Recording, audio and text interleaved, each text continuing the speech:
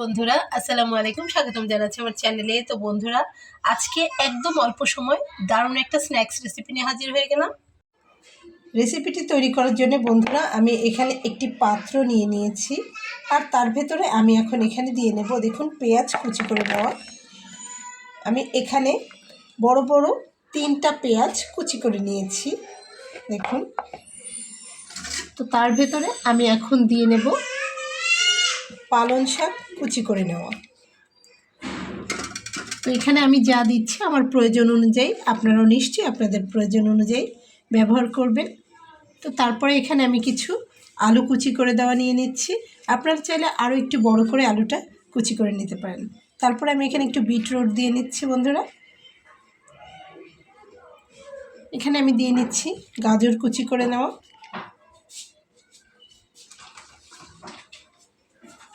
দিয়ে নিচ্ছি ফুলকপি কুচি করে নেওয়া। ডাঁটাটা ফেলে দিয়ে ফুলকপিটাকে কুচি করে নিয়েছি।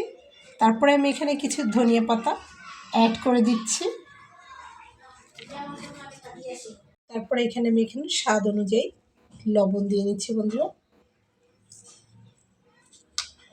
এবং এখানে আমি দিয়ে নেব মরিচ কুচি করে নেওয়া, কাঁচা মরিচ।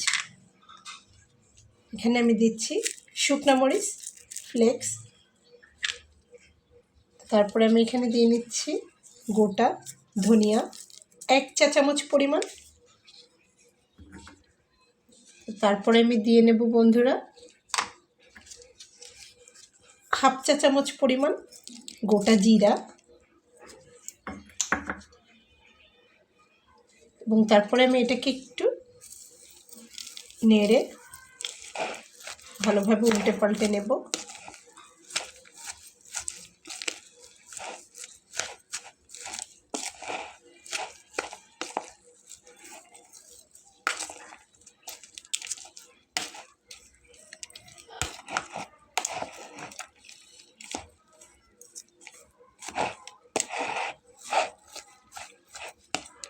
দারুণ মজার স্ন্যাক্স রেসিপিটি বন্ধুরা বাসায় তৈরি করবেন।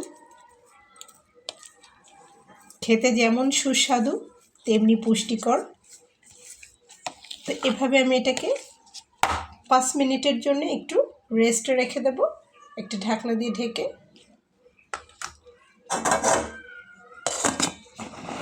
তো বন্ধুরা 10 মিনিট রেস্টে রাখার পরে আমি এখানে ফিরে এসেছি।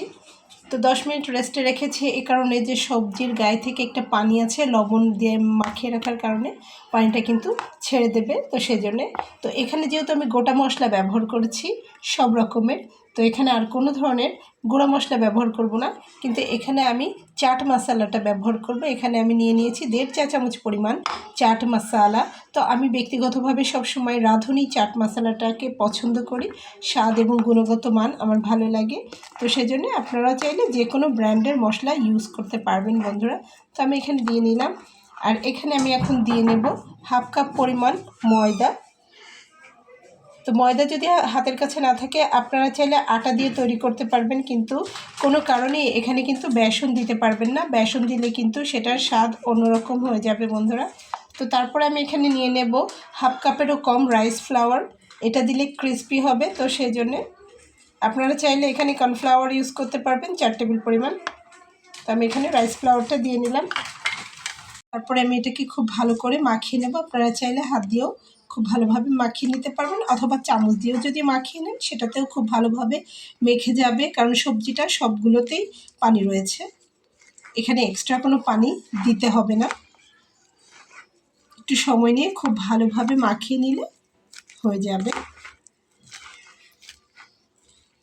তো এখানে বিটরুট দেওয়ার কারণে কিন্তু কালারটা একটু চেঞ্জ হয়ে গেছে। আপনারা যদি কেউ পছন্দ না করেন সেক্ষেত্রে না দিতে পারেন, তবে দিলে ভালোই লাগবে।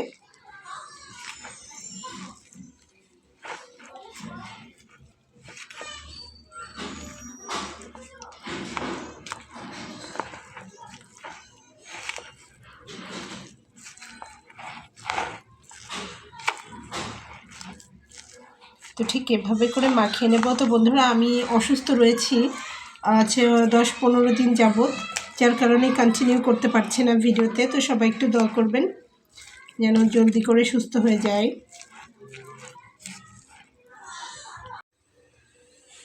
তো দেখুন এখানে আমি একটা ফ্রাই প্যান দিয়ে নিয়েছি। তো বন্ধুরা তেলটা কিন্তু পছন্দ অনুযায়ী আপনারা দিবেন, একদম ডুবো চুবো চুবো তেল দিয়েও ভেজে নিতে পারবেন। এই যে এখানে আমি দিয়েছি যতটুকু আমার লাগবে।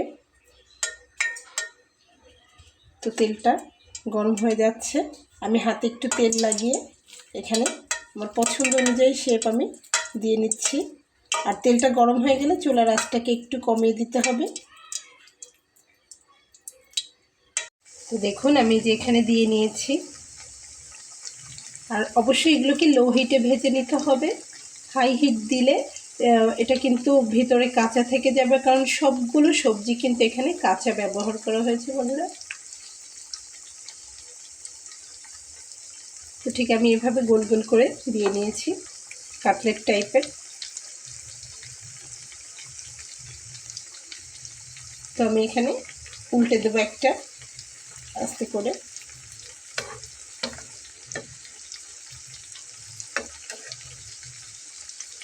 দারুণ সব কালারফুল সবজি আমি এখানে ইউজ করেছি, দেখতেও দারুণ হবে, খেতেও মজা এবং পুষ্টিকর।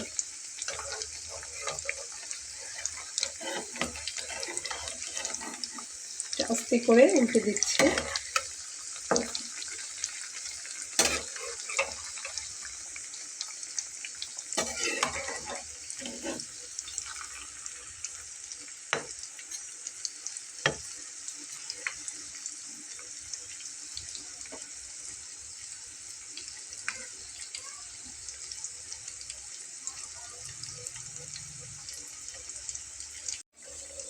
তো আমি এগুলোকে বারবার করে উল্টে পাল্টে ভেজে নিয়েছি।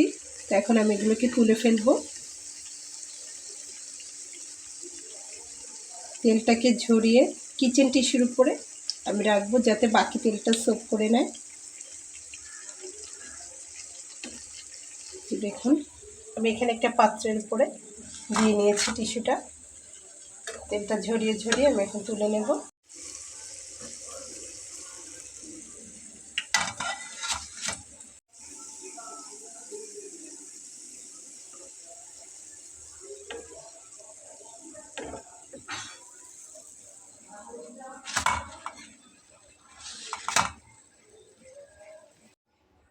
তো দেখুন আমার স্ন্যাক্স রেসিপিটি কিন্তু কমপ্লিট হয়ে গেল।